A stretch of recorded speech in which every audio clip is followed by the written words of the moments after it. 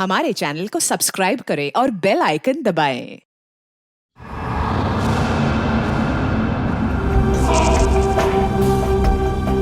क्या हुआ? मौत को इतना नजदीक देखने से पांव कांपने लगे। एसीपी आज तक अपनी मौत को अपनी हथेली पर लेकर ही चला है, समझे? मौत से कभी डरा नहीं है वो। इतनी बड़ी बड़ी बातें हैं, अब बातों का वक्त नहीं है, अब एक्शन का वक्त है। कूदो एसीपी, छलांग लगाओ। 1 मिनट, लेकिन तुम पर कैसे विश्वास कर सकता हूँ कि मेरे कूदने के बाद तुम इन तीनों को छोड़ दोगे? तुम्हारे पास और कोई चारा भी नहीं। कूदो एसीपी।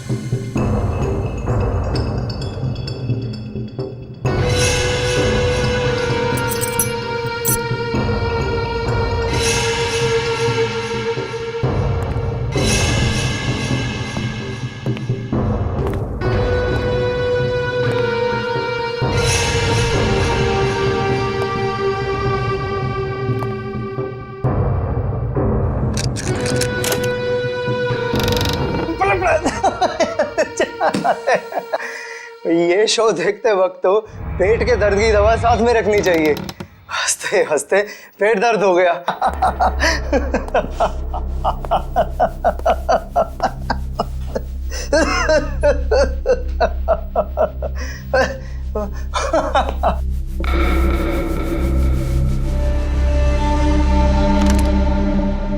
कौन है ये? प्रमोद, कौन है ये? बहुत खुशकिस्मत हो तुम। मौत से कुछ पल पहले इतनी हंसी और इतनी खुशी हर किसी को नसीब नहीं होती। कौन हो तुम? अंदर कैसे आए? मौत को अंदर आने के लिए किसी न्योते की जरूरत नहीं पड़ती है।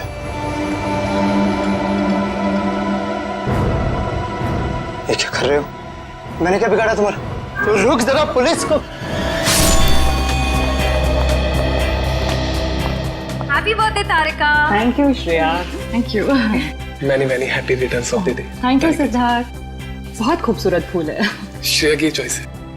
हाँ वो तो है, श्रेया की चॉइस तो कभी गलत हो ही नहीं सकती।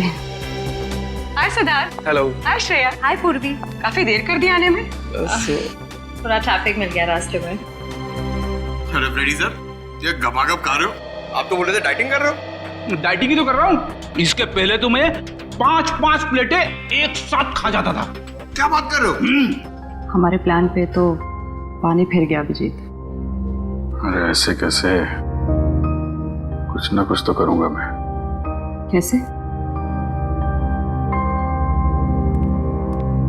हृदय, उस कमरे में तुम्हारा कोई वेट कर रहा है।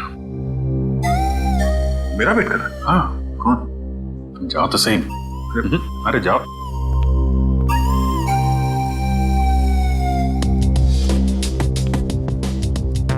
हे सिद्धार्थ, वो तुम्हें मेरी जासूसी नॉवेल्स की कलेक्शन देखनी थी ना? चलो दिखाती हूँ। चलो श्रेया। अरे कभी तो श्रेया को अकेले छोड़ो। ऐसी कोई बात नहीं है ना? चलो। इट्स ओके सिद्धार्थ, जाओ तो। चलो।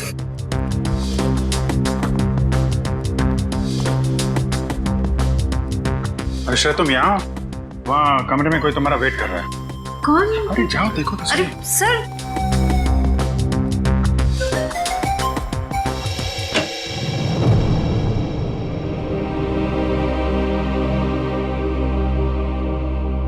श्रेया, अच्छा किया तुम सिद्धार्थ को अपने साथ यहाँ ले आई। I am very sorry. उस दिन मैंने आपके साथ बहुत बुरा बिहेव किया था।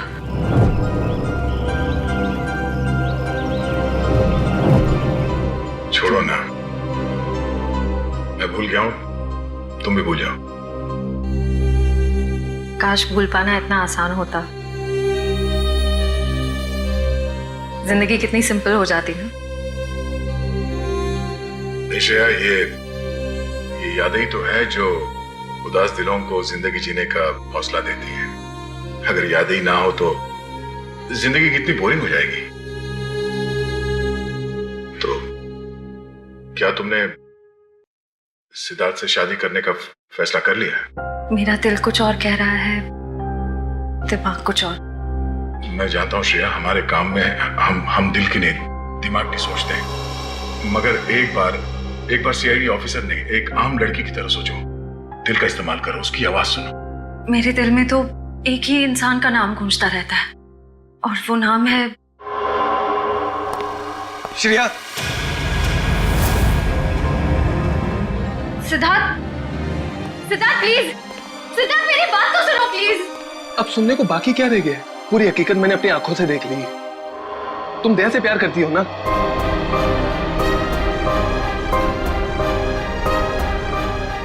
सिद्धार्थ, मैं इस बारे में तुमसे बात करने वाली थी।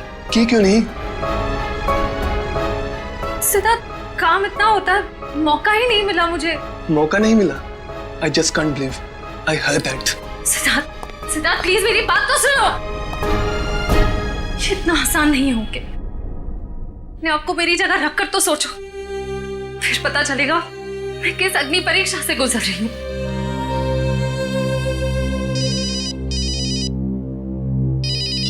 हेलो, कौन? सर, दोनों पति पत्नी थे, प्रमोद और शांति। सर, हमने कभी सपने में भी नहीं सोचा था कि हमारे होटल में ऐसा कुछ होगा। एक मिनट, आप बाहर खड़े रहिए।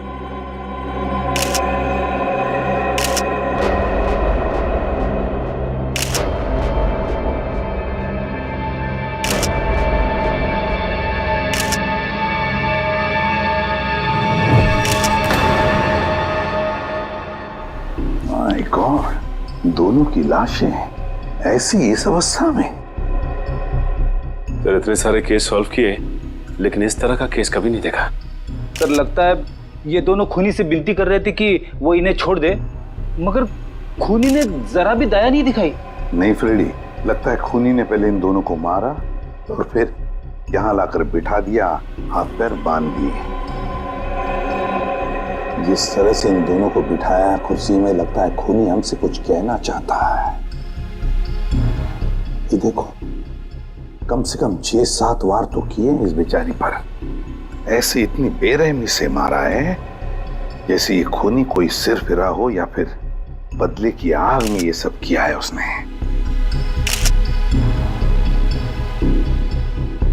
My God. सर, इस प्रमोद की पीठ पे भी वार किया गया है।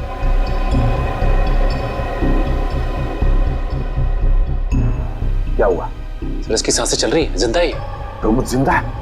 तुम्हें जल्दी से इसे हॉस्पिटल ले जाओ, इसका जिंदा रहना बहुत जरूरी है। संभाल के, चल। आजा।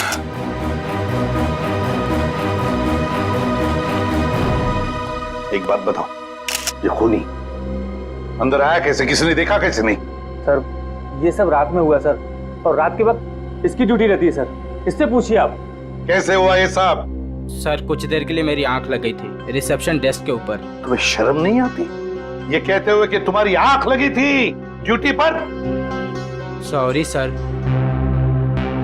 एक बात बताओ, ये दोनों प्रमोद और शांति कब से रह रहे तुम्हारी होटल में?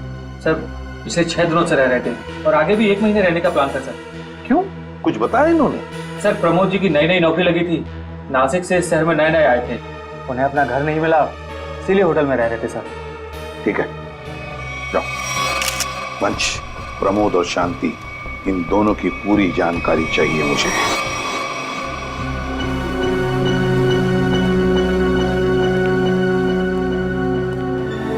हाँ सचिन, ये प्रमोद कैसा है? सर, डॉक्टर ने ऑपरेशन शुरू कर दिया है, थोड़ी देर में पता चल जाएगा सर। लगता है सचिन, ये खूनी शांति को ही मारने आया था, प्रमोद को नहीं। देखो ना, उसने प्रमोद पर सिर्फ एक ही वार किया, और फिर देखा तक नहीं कि वो जिंदा है या मर गया।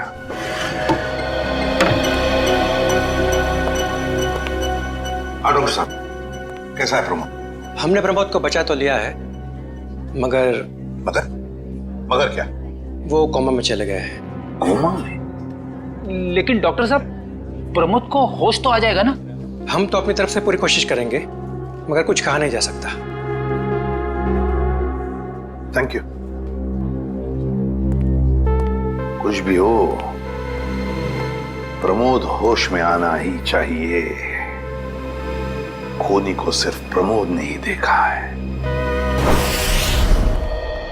डॉक्टर साहब, शांति की लाश से कुछ पता चला?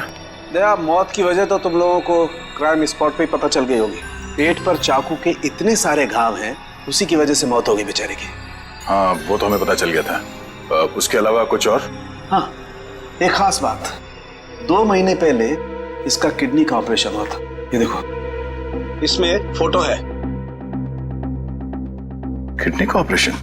वंश, पता करो शहर के किस हॉस्पिटल में शांति के किडनी का ऑपरेशन हुआ था। जैसे? और सर, वो क्राइम सीन पे जो खून मिला था वो शांति और प्रमोद का ही है। खूनी ने खून करने से पहले एक एक कदम फूंक फूंक कर रखा है। हाँ, काफी प्लानिंग की है खूनी ने इस जुर्म को अंजाम देने के लिए। उसे पता था कि ये प्रमोद ऑफिस से कितने बजे वापस आता है, और वो होटल के कमरे में पहुंच गया जब दोनों मौजूद थे। पर सर, अगर उसका मकसद शांति को ही मारना था, तो वो तो प्रमोद के आने से पहले ही जुर्म को अंजाम देकर वहां से फरार हो सकता था। हाँ, ये बात तो है। मुझे लगता है खूनी ने प्रमोद के ऊपर सिर्फ एक ही बार वार किया, और वो इसलिए क्योंकि वो चाहता था कि वो कोमा में पहुंच जाए और जिंदा लाश बन जाए। सर, लगता है ये खूनी कोई एक्सपर्ट है जो अच्छी तरह से जानता था कि वार कहाँ पे करना है। सर, वो एक्सपर्ट नहीं, मुझे तो सरफिरा लगता है। वरना मारने के बाद इन्हें प्रार्थना की पोजीशन में क्यों बैठा था? कोई तो गहरा कारण है सबके पीछे जो इस खूनी के अतीत से जुड़ा हुआ है। क्या प्रमोद की बीवी का खून हो गया और प्रमोद कोमा में है? जी हाँ। खैर, अब ये बताइए कि पिछले कुछ दिनों से प्रमोद का स्वभाव कैसा था?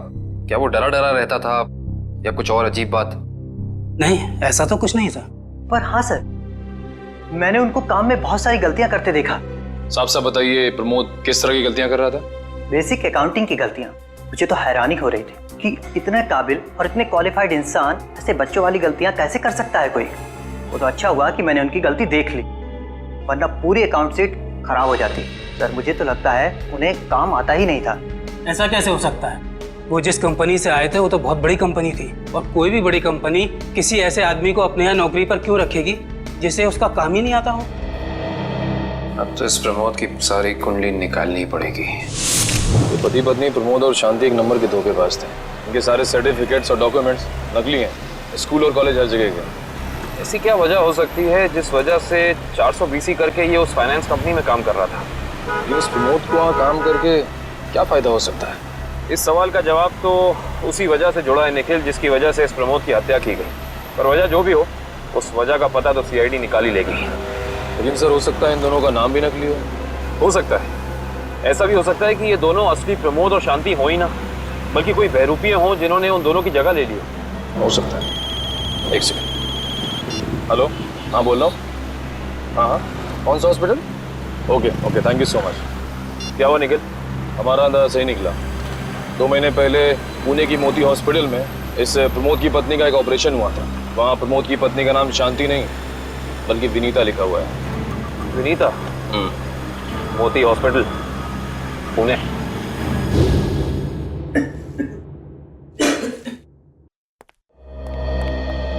एक्सक्यूज मी, एक वक्त पे सिर्फ एक ही मरीज अंदर आएगा? हम लोग सीआईडी से। सीआईडी? मगर यहाँ मुजरिम कौन है? इसी की तलाश है हमें। एक्चुअली आपके हॉस्पिटल में 2 महीने पहले एक ऑपरेशन हुआ था, उसी के बारे में कुछ जानकारी चाहिए हमें। किसका ऑपरेशन? ये दोनों आपकी हॉस्पिटल में आए थे? ये तो मिसेस विनीता कुमार हैं। हाँ, मिसेस विनीता कुमार। और ये इनके पति, इनकी मौत हो गई? जी हाँ, विनीता कुमार का खून हो चुका है और उनके पति प्रमोद अब कोमा में है। डॉक्टर, ये बताइए कि मिसेस विनीता कुमार ने किडनी का ऑपरेशन कराया था ना? जी हाँ। हम उसके मेडिकल रिपोर्ट्स देख सकते हैं? यहाँ पे तो पति का नाम त्रिलोक कुमार लिखा है। मतलब त्रिलोक बन गया प्रमोद और विनीता बन गई शांति। इस पेपर में उनके घर का एड्रेस लिखा हुआ है। चल के पता करें, शायद कुछ पता चल जाए। नहीं निखिल, कोई फायदा नहीं होगा। इनकी पहचानों की तरह इनका एड्रेस भी नकली होगा, देखना। हाँ, हमने इन्हें ऑपरेशन के कुछ रिपोर्ट्स कोरियर की थी, मगर वो कोरियर वापस आ गए थे। डॉक्टर ये बताइए कि इन्होंने ऑपरेशन का पेमेंट कैश में की थी या चेक से या किसी कार्ड से? इंश्योरेंस के जरिए। इंश्योरेंस? उस इंश्योरेंस कंपनी के कोई कागजात, कोई डॉक्यूमेंट्स हैं आपके पास? हाँ, इसी फाइल में होंगे। गुड।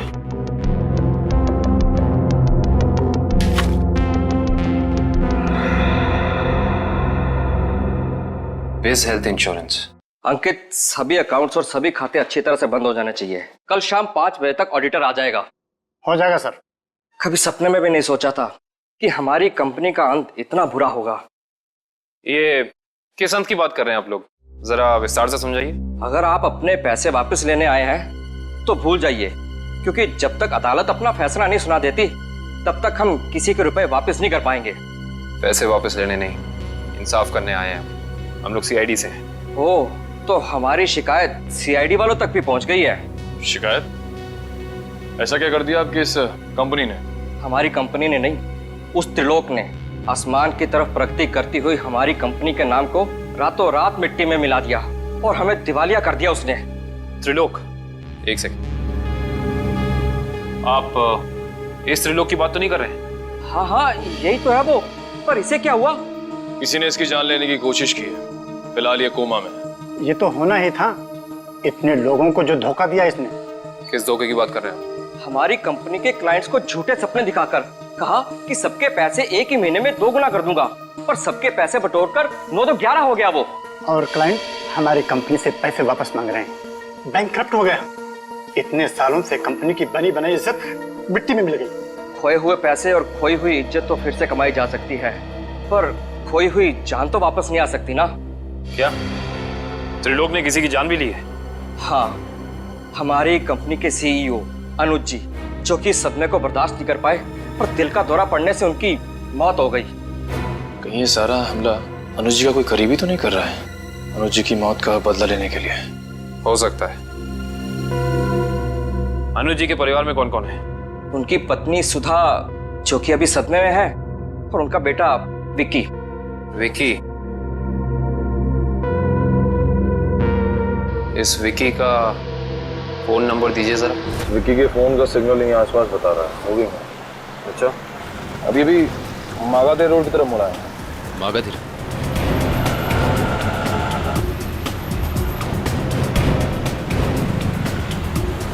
देखो सिग्नल कुछ पता चला? एक मिनट। क्या हुआ? इस विक्की के फोन का सिग्नल यहीं आसपास बता रहा है। कहीं विक्की इस बाइक को तो नहीं? हाँ सर, हो सकता है ये विक्की। चेक करते हैं।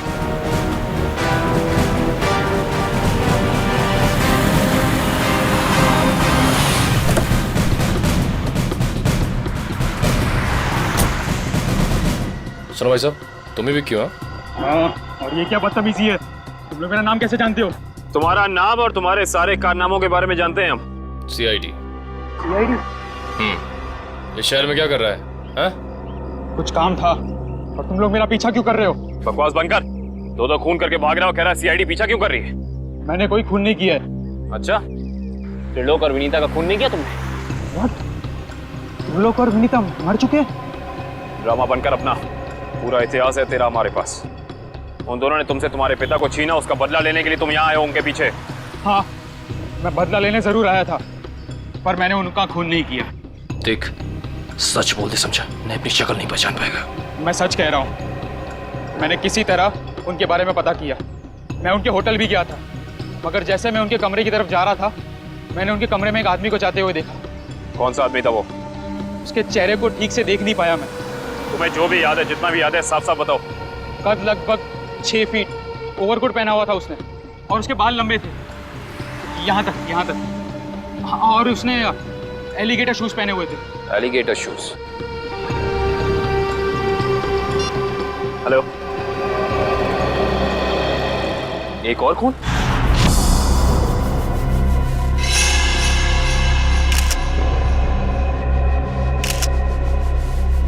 लाश ऐसे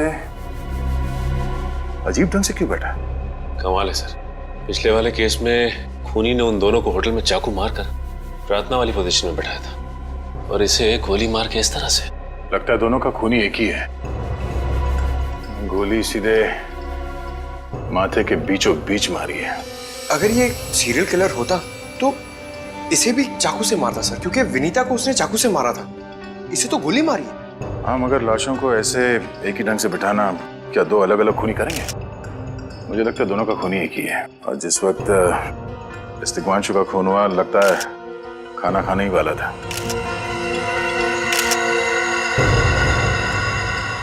तो यहाँ पे दूसरी प्लेट भी पड़ी है, कहीं ऐसा तो नहीं कि ये तिग्मांशु की बीवी के लिए थी? मैम सब तो एक हफ्ते के लिए गाँव गई हुई है, एक हफ्ते के बाद लौटेगी। तो क्या घर में कोई और आदमी था जिसके लिए तिग्मांशु ने एक और प्लेट में खाना डाला? नहीं साहब। अच्छा, जब तुम घर वापस आए उस वक्त ये दरवाजा खुला था या बंद था? नहीं साहब, बंद था। तो फिर तुम घर के अंदर कैसे आए? साहब ने एक चाबी मेरे पास भी दे रखी है। जो कोई भी था, ऐसा लगता है कि तिग्मांशु उस आदमी को जानता था। एक काम करो सचिन, पंकज, घर की अच्छी तरह से तलाशी लो, देखो कुछ मिलता है क्या।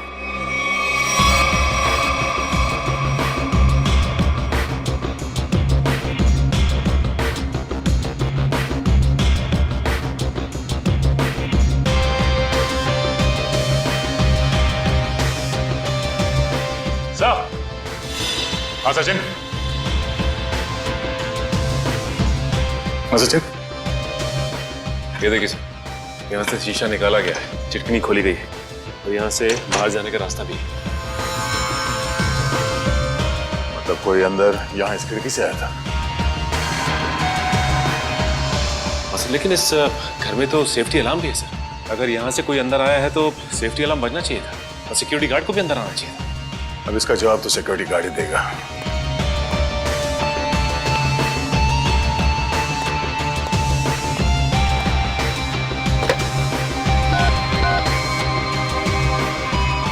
हेलो सिक्योरिटी, अच्छा आज दोपहर को तिग्मांशु जी के घर से अलार्म बजा था, तो फिर आप चेक करने के लिए उनके घर पे क्यों नहीं आए? ओ आई सी, पिछले हफ्ते भी? ठीक है, थैंक यू। क्या बोला सर ये सिक्योरिटी वाला? सिक्योरिटी का कहना है कि अलार्म बजा था और उन लोगों ने घर में फोन भी किया, तो तिग्मांशु जी ने कहा कि गलती से अलार्म बज गया, इसलिए वो लोग ऊपर नहीं आए। सर हो सकता है तिग्मांशु ने मजबूरी में कहा, खूनी ने उसके सर पे गन तान दी हो। कुछ कह नहीं सकते, बात करते वक्त अगर थोड़ी सी भी टेंशन हो आवाज में तो ये सिक्योरिटी वाले तुरंत भाप लेते हैं। दरअसल पिछले हफ्ते भी तिग्मांशु के घर से अलार्म बजा था और जब सिक्योरिटी वालों ने फोन किया था तो तिग्मांशु ने यही कहा था कि गलती से बच गया। सर ये खूनी काफी चालाक लगता है, खेल खेल रहा है। देखते हैं, जरा देखो इस घर में कुछ और मिलता है क्या। खूनी ने कोई ना कोई सुराग जरूर छोड़ा होगा, चेक करो।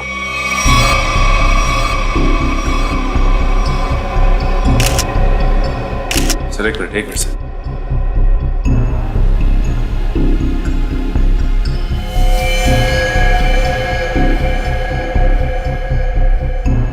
ये देखिए सर, खून। ये खून यहाँ कैसे? कहीं खूनी का तो नहीं है खून? ये तो डॉक्टर सालों के ही बताएंगे। वो खून किसका है ये अभी पता चल जाएगा, तारिक आती होगी रिपोर्ट लेकर के। डॉक्टर साहब, इस तिग्मांशु के बारे में कुछ और पता चला? हाँ। वो कैसे? इसे गोली मारने से पहले बेहोश किया गया था। क्या?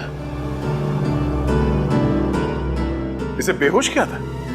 इसके खून में मुझे एक खास किस्म की दवाई के अंश मिले जो अक्सर इंसान को बेहोश करने के लिए दी जाती है, और वो दवाई इसे इंजेक्शन के जरिए दी गई थी। ये देखो सर, बहुत ही अजीब बात है। अगर खूनी इसे मारना चाहता था तो सीधा गोली मारकर इसका काम तमाम कर सकता था, फिर ये जहर की दवाई क्यों दी होगी? और सर एक और बात पता चली, तिग्मांशु जिस हालात में हमें मरा हुआ मिला था वो एंशिएंट कल्चर के हिसाब से प्रार्थना करने की पोजीशन, खाना खाने से पहले। तो फिर तो शांति और तिग्मांशु दोनों का खूनी एक ही आदमी है। ये खूनी के लिए ये हत्याएं जुर्म नहीं, एक जश्न है। इसीलिए उसने टेबल पे ये प्लेटें सजाई, उसमें खाना रखा, एक अपने लिए और एक तिग्मांशु के लिए। और सर तिग्मांशु को प्रार्थना की पोजीशन में बैठा के उसने गोली मार दी। सर मैंने कहा था ना, ये खूनी एकदम सरफिरा है सर। हाँ सर, लगता है ये खूनी अपने आप को बहुत शक्तिशाली महसूस करता है। जिस वक्त इन सब की गर्दनें झुकी होती हैं उसके सामने, उसे आनंद आता है। नहीं सचिन, खूनी का मकसद लोगों को अपने सामने झुकाना नहीं, बल्कि अपने लिए प्रार्थना करवाना था। क्या मतलब? ये रही उस खून की रिपोर्ट। ये खून ना ही तिग्मांशु का है और ना ही उसके घर वालों का। ये खून उस खूनी का ही है। खूनी का? मगर वहां तो हाथापाई के कोई निशान नहीं मिले और उस जगह को देख के ऐसा लगा भी नहीं कि तिग्मांशु ने सेल्फ डिफेंस में खूनी के ऊपर हमला किया होगा। वो इसलिए दया क्योंकि ये खून खूनी ने अपने मुंह से थूका था। हमें इसके खून में से इसके सलाइवा के कुछ अंश भी मिले। उसकी तबीयत खराब है क्या? हाँ, वो बीमार है। उसके खून में एथिमोलाइसिन नाम की दवाई का अंश मिले हैं और उसका कीमोथेरेपी हुआ था। इसका मतलब उसे कैंसर है, ब्रेन का कैंसर, लास्ट स्टेज का ब्रेन कैंसर। इसीलिए वो लोगों से अपने लिए प्रार्थना करवा रहा है ताकि उसकी बीमारी ठीक हो जाए। हमारे क्रिमिनल डेटाबेस में चेक करो, पता करो ये कोई पुराना पापी तो नहीं है। नहीं सर, उस खूनी का हमारे क्रिमिनल डेटाबेस में कोई रिकॉर्ड नहीं है। कोई इतिहास नहीं है? नहीं सर। सर, तिग्मांशु की पूरी कुंडली निकाल के लाओ सर। प्रमोद की तरह इसकी पहचान भी नकली है। What? हाँ सर, ये देखिए, उसका असली नाम राकेश है और जिस तरह प्रमोद को 420 की आदत थी, ठीक उसी तरह राकेश भी भोली भाली लड़कियों को फंसाता था शादी के झांसे में। कई लड़कियों ने आत्महत्या की है इस तिग्मांशु और राकेश के चक्कर में। हाँ सर, शादी के बाद उनके पैसे लेके ये गायब हो जाता। सर, इसका मतलब खूनी ने 2 ऐसे लोगों को मारा जो पहले से मुजरिम थे। शायद उसने सोचा होगा कि मरने से पहले कुछ अच्छे कर्म कर लूं। नहीं श्रेया, जरूर कोई रिश्ता रहा होगा उसका इन दोनों अपराधियों के साथ। पता करो इन दोनों अपराधियों का केस किस पुलिस स्टेशन में फाइल किया गया था? सर, ब्रेन कैंसर के जितने भी पेशेंट्स हैं शहर में, उन सबकी लिस्ट मिल गई है सर। कुल मिला के ऐसे 50 पेशेंट्स हैं, जिसमें से 10 पेशेंट्स ऐसे हैं जो कैंसर की लास्ट स्टेज पे हैं। उनमें से 4 औरतें हैं, बचे 6। हाँ सर, और इन 6 में से 4 ऐसे हैं जो 70 साल से ऊपर के बुजुर्ग हैं। अब बचे 2, ये उदय और भानु। तुम इन दोनों से मिले? हाँ सर, ये उदय 6 महीने से हॉस्पिटल में है। और भानु? भानु सर 1 महीने से हैदराबाद में। ये कैसे हो सकता है सचिन? अगर वो मुजरिम इसी शहर में है तो कहीं उसका इलाज चल रहा होगा ना कहीं से वो दवाई खरीदता होगा। वांची सर, इस शहर में जितने भी केमिस्ट है जहाँ पे ब्रेन कैंसर की दवाइयाँ बेची जाती है, उन सब की लिस्ट चाहिए मुझे। सब पता चल गया। त्रिलोक और राकेश दोनों के खिलाफ एक ही थाने में केसेस दर्ज किए गए थे, जगतपुरी थाने। इस केस का पूरा इतिहास जगतपुरी थाने से ही पता चलेगा। एक्सक्यूज मी, यस, आपकी दुकान पे ब्रेन कैंसर की दवाइयाँ बेची जाती हैं? जी हाँ, हमारी दुकान उन चुनिंदा दुकानों में से है जहाँ ये दवाई आपको मिलेगी। वैसे ये दवाइयाँ बहुत कम लोग खरीदते होंगे नहीं? जी, बहुत महंगी है एक्चुअली। अच्छा, जो लोग ये दवाइयाँ खरीदते हैं उनकी लिस्ट मिल सकती है हमें?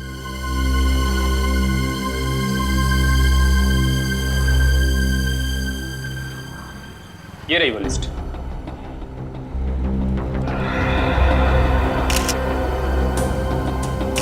तपन, उदय और नितिन, ये तीनों लोग तो उस मरीज की लिस्ट में थे। अच्छा, आपको पूरा यकीन है कि इनके अलावा और कोई नहीं आता ये दवाई लेने के लिए? जी नहीं, लेकिन हो सकता है कोई गैर कानूनी तरीके से ये दवाई खरीद रहा हो। ये दवाइयाँ काफ़ी महंगी है ना, आम आदमी इसका खर्चा नहीं उठा सकता। अच्छा, आप किसी ऐसे आदमी को जानते हैं जो ये गैर कानूनी काम करता है? एक आदमी है, आंद्रे नाम है उसका। प्यार से लोग उसे एंडी कहते हैं। ये जो ज्वाला रोड पे पब्लिक पार्क है ना, अक्सर वहीं मिलता है। कांस्टेबल सुनील? Yes sir. आप सीआईडी से ही हैं ना? हाँ, हमारी बात शायद आप ही से हुई थी। सर बताइए, कांस्टेबल सुनील आपके लिए क्या कर सकता है? सुनील जी, हाल फिलहाल में इस रिकॉर्ड रूम में कोई चोरी वगैरह हुई थी क्या? चोरी नहीं तो सर, अब यहाँ वाला कोई चोरी कैसे करेगा? सुनील, फिर आप एक हेल्प कर सकते हैं हमारी। हमें 2 मुजरिमों की फाइल चाहिए। एक का नाम है त्रिलोक कुमार और दूसरे का राकेश भिवेन। 1 मिनट सर, क्या नाम बोले? राकेश? राकेश भिवेन।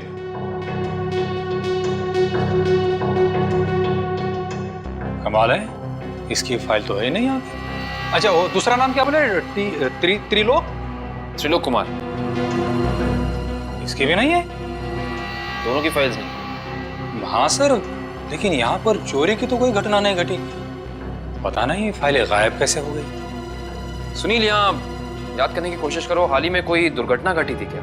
पिछले महीने ऑफिस एरिया में आग लग गई थी, तो अच्छा हुआ फायर ब्रिगेड वाले जल्दी आ गए और हमारे रिकॉर्ड्स नष्ट नहीं हुए। जरूर ये आग भी जानबूझकर लगाई गई थी। आग लगने की वजह क्या थी? वो बताया गया कि मेन स्विच बोर्ड के अंदर शॉर्ट सर्किट हुआ था। कोई इलेक्ट्रिशियन भी आया था काम करने के लिए। जरूर वहीं छेड़छाड़ की गई है। उस इलेक्ट्रिशियन का कोई आता, कोई पता, कोई कांटेक्ट है? दूसरे कांस्टेबल के पास था, लेकिन वो तो रिटायर होकर गांव चले गए। हाँ, कोई बात नहीं। सुनिए, एक काम करिए, आप चेक करके बताइए कि और किन किन मुजरिमों की फाइल्स यहाँ से गायब हुई हैं। Okay sir. पता तो चले आखिर अगला शिकार है कौन इस अनोखे खूनी का। ये ले पैसे। अरे ये दवाइयाँ तो असली है ना। अरे अंकल जी, ये जो शक की बीमारी है ना, कैंसर से भी ज्यादा खतरनाक है। अगर आपको यकीन नहीं है कि ये दवाई असली है या नहीं, तो खुद जाकर दुकान से क्यों नहीं खरीद लेते? अरे तुम तो बुरा मान गए, मैं तो बस ऐसे ही पूछ रहा था, मेरा मतलब वो नहीं। जानते हो, इस तरह से दवाइयाँ बेचना और खरीदना दोनों गैर कानूनी है। आखिर तुम्हारा कोई फायदा नहीं है। मैंने सुना था कि सीआईडी बड़े बड़े केस हैंडल करता है। मैं तो छोटा मोटा चोर हूँ, जाने दो ना साहब। हाँ मिस्टर छोटे चोर, ये बताओ कि तुम्हारे पास से ये दवाइयाँ खरीदने के लिए कोई ऐसा आदमी आता जो 6 फीट लंबा था और लंबे लंबे बाल थे उसके, और वो एलिगेटर वाले शूज पहनता था? हाँ, वही जो आगे से नुकीला होता है। हाँ, आया था चिराग। आप लोग चिराग को ढूंढ रहे हो? हाँ। कहाँ मिलेगा ये चिराग? चिराग? लगता है चिराग घर पर नहीं है। कमरे अच्छी तरह से चेक करो, देखो कुछ मिलता है क्या। पंकज, कंप्यूटर चेक करो।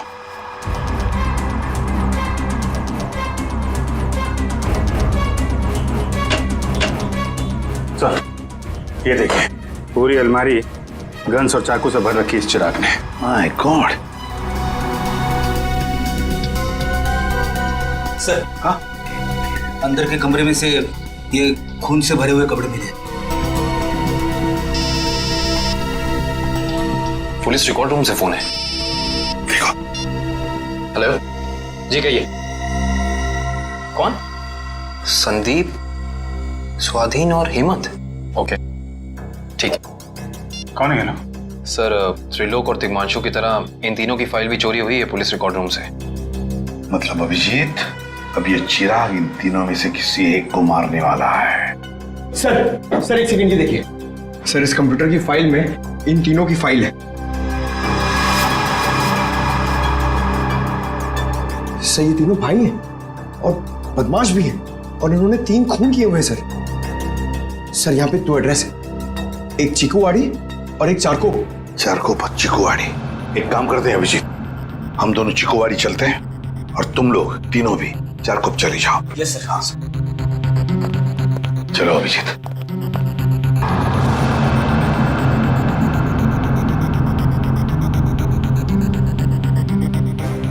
क्या हुआ सर?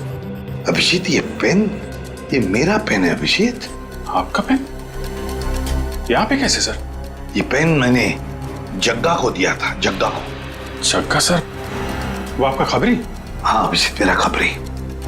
मगर जग्गा तो मर चुका है सर। हाँ अभिजीत, तो मर चुका है, लेकिन जिस खून में तलाशी करने में मदद की थी जग्गा ने हमारी, उस वक्त वो खून भी इसी तरह हो रहे जैसे आज हो रहे हैं।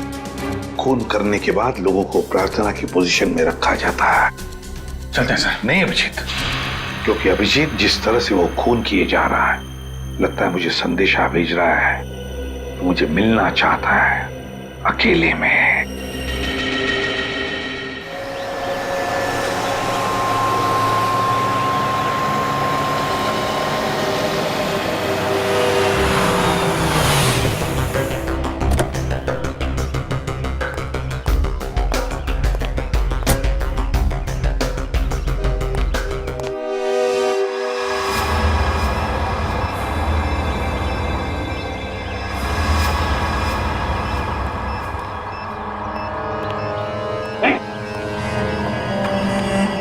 प्लीज हमें बचा लीजिए, किसी तरह हमें मार डालेगा।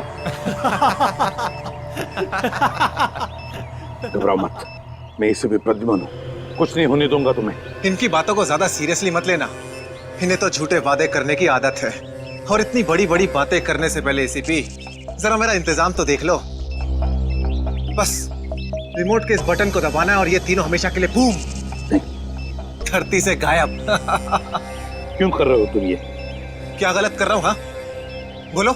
पर ये तीनों तो वैसे भी कानून से भागे हुए अपराधी है ना, तो इन्हें मारकर क्या गलत कर रहा हूँ मैं? इन्हें सजा देने का हक तुम्हारा नहीं, सिर्फ कानून का हक ही है। बस यही तो प्रॉब्लम है, जब तक तुम कानून में हो कुछ नहीं हो सकता। क्या क्या चाहते हो तुम मुझसे? पहले अपनी ये गन मुझे दो। एसीपी, मुझे अपनी गन दो, वरना मैं ये रिमोट दबा दूंगा। एसीपी, मैं 3 तक गिनूंगा। 1 2 3। नहीं,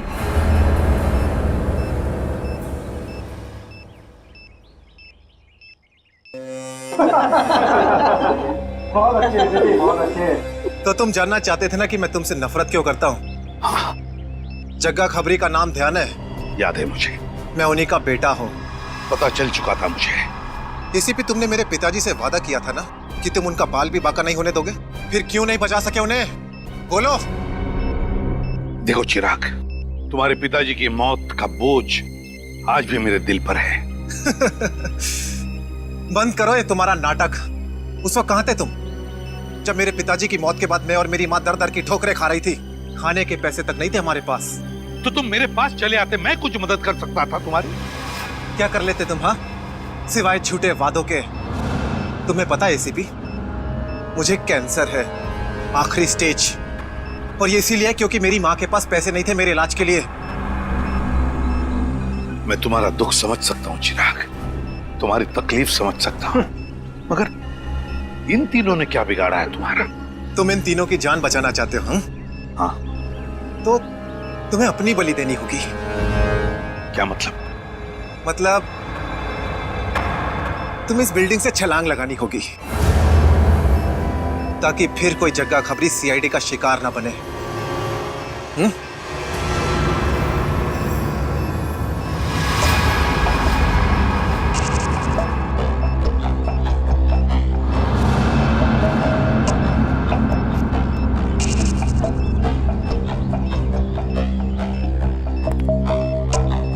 ठीक है, मंजूर है।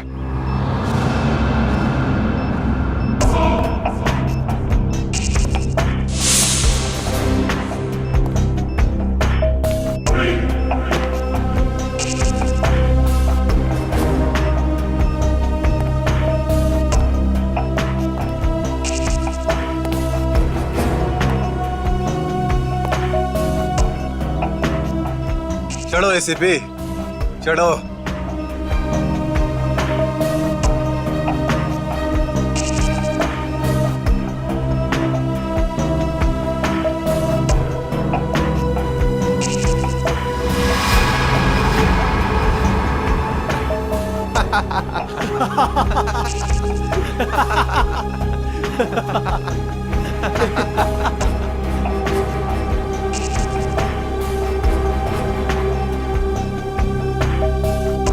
ऊपर जाकर मेरे पिताजी से माफी जरूर मांग लेना। क्या हुआ, मौत को इतना नजदीक देखने से पांव कांपने लगे? एसीपी आज तक अपनी मौत को अपनी हथेली पर लेकर ही चला है, समझे? मौत से कभी डरा नहीं है वो। इतनी बड़ी बड़ी बातें, अब बातों का वक्त नहीं है, अब एक्शन का वक्त है। कूदो एसीपी, छलांग लगाओ और अपनी ये बेहतरीन जिंदगी को अलविदा कह दो। चलो। 1 मिनट, मैं जरूर कूदूंगा, लेकिन तुम पर कैसे विश्वास कर सकता हूं कि मेरे कूदने के बाद तुम इन तीनों को छोड़ दोगे? तुम्हारे पास और कोई चारा भी नहीं है। कूदो एसीपी, वरना मैं इस रिमोट का बटन दबा दूंगा।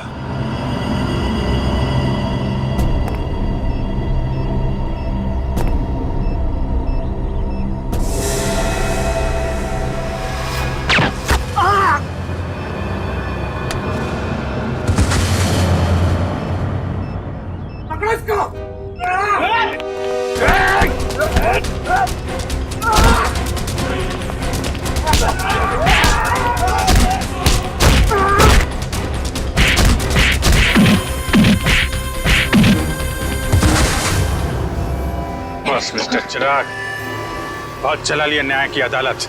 सीआईडी का काम सीआईडी को सौंप दो। फ्रेडी, पंकज, उन तीनों के शरीर से बॉम्ब हटा दो संभाल के।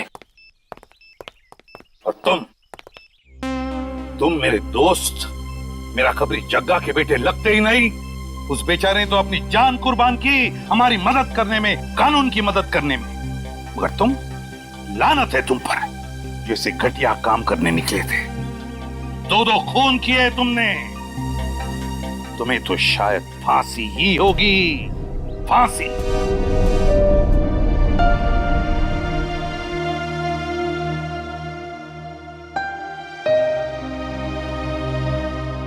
बड़े बुजुर्ग कह गए कि अगर कोई चिंता सताए तो उस चिंता को अपने कलेजे के अंदर अंगार बनने नहीं देना चाहिए। कलेजा जल जाता है। मुझे कोई चिंता नहीं सता रही है। In fact I think I am the luckiest girl in the world right now. CID में सब मेरे काम से खुश हैं। मेरे पास तुम दोनों जैसे दोस्त हैं। मेरी शादी होने वाली है। एक लड़की को और क्या चाहिए होता है? शायद प्यार। प्यार भी तो है ना मेरे पास। मम्मी पापा का प्यार, दोस्तों का प्यार और सिद्धार्थ का प्यार। जुबान की बात दिल से मेल नहीं खा रही है श्रेया। मतलब ये कि दिल की बात जुबान पे लाने का वक्त आ गया है श्रेया। वो श्रेया कहाँ गई? हाँ, जो अपने सारे डिसीजंस खुद लेती थी, जिससे पता था कि उसको अपनी जिंदगी में क्या चाहिए। हाँ श्रेया, अब वक्त आ गया है। तुम्हें किसी एक को चुनना ही होगा। और अगर तुमने एक स्ट्रॉन्ग डिसीजन नहीं लिया ना, तो उसका असर तुम्हारी जिंदगी पर नहीं, बाकी 2 जिंदगियों पर भी पड़ेगा। मैं क्या डिसीजन लूं? किसे चुनूं? उस इंसान को जिसे मैं बहुत प्यार करती हूँ, पर उन्होंने कभी अपने प्यार का इजहार नहीं किया, या शायद वो मुझसे प्यार करते ही नहीं, या फिर उस इंसान को जो मुझसे बहुत प्यार करता है, मुझे पलकों पर बैठा कर रखता है। मगर यहाँ पे इम्पोर्टेंट सवाल ये है कि तुम किससे प्यार करती हो?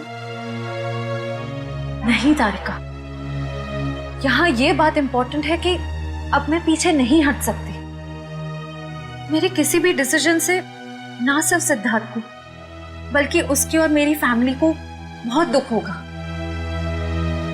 बच्चों जैसी बातें मत करो श्रेया। हर माँ बाप चाहते हैं कि उनके बच्चे को जिंदगी की हर खुशी मिले। तुम सिद्धार्थ के साथ खुश नहीं रह पाई तो क्या अंकल आंटी खुश रह पाएंगे? और अगर तुम खुश नहीं रही तो क्या सिद्धार्थ खुश रह पाएगा? तुम्हारा एक कदम श्रेया बहुत सारी जिंदगियों को अफेक्ट करेगा। तुम बस दिल से काम लो। देखो, दिल हमेशा सही रास्ता दिखाता है। ठीक है, अब से मैं अपने दिल की बात सुनूंगी। अगर मैं किसी भी कदम पर कमजोर पड़ जाऊं तो तुम दोनों को मुझे सही रास्ता दिखाना होगा।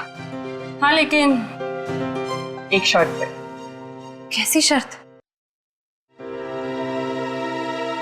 तुझे आइसक्रीम खिलानी पड़ेगी। Of course.